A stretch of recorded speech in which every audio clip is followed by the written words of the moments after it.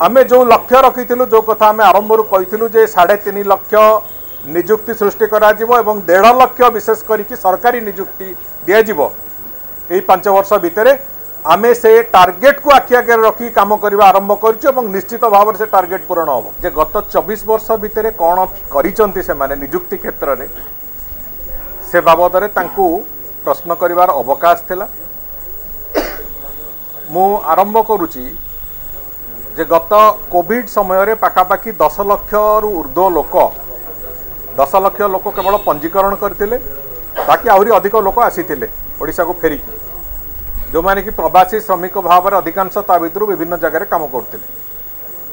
सेतेबेले कुहा जाइथिला जे सेमानकर skill mapping करा जिवो एवं स्किल मैपिंग कारण से मानक नियुक्ति भी दिया जिवो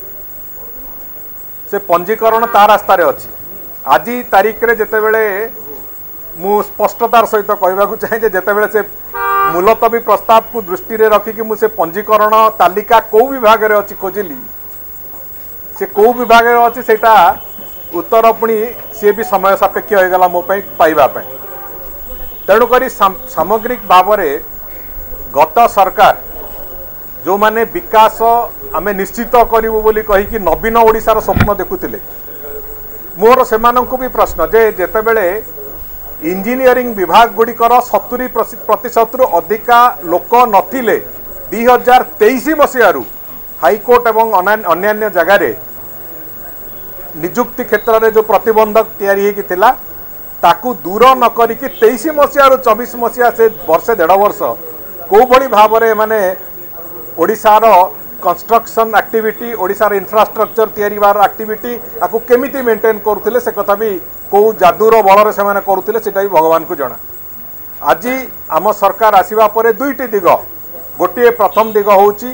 जामे 37,000 रु अधिक सरकारी रेगुलर सरकारी चाकरी रे नियुक्ति दे सारी नियुक्ति पत्र दे सारी पाखापाखि 65,000 नुआ पदवी रे नियुक्ति पई प्रक्रिया भी आरंभ हो सारी बहुत शीघ्र से भी नियुक्ति आरंभ हो। आमे जो लक्ष्य रखिथिलु जो कथा आमे आरंभरू कहिथिलु जे 3.5 लाख नियुक्ति सृष्टि करा जिवो एवं 1.5 लाख विशेष करिकि सरकारी नियुक्ति दिया जिवो एई 5 वर्ष भितरे आमे से टार्गेट को आखि आगे रखी काम करबा आरंभ करछु एवं निश्चित भाव से टार्गेट पूर्ण होबो। आज प्राइवेट सेक्टर रे पाखापाखि 48,000 नियुक्ति आमे देई सारिछु विभिन्न क्षेत्र रे तेणुकरी ए जो आउटसोर्सिंग रो रोग जो आउटसोर्सिंग रोग को लेकिन गत सरकार बंची थिले एवं विशेष करिकि जो पीएमयू मानक ना रे कोटी कोटी टंका हरिलुट होउतला सब विभाग रे कंसल्टेंट अपॉइंटमेंट ना रे विभिन्न विभाग रे हरिलुट चलीला तार उपलब्धि कौन पचारे पाखे उत्तर नथिबो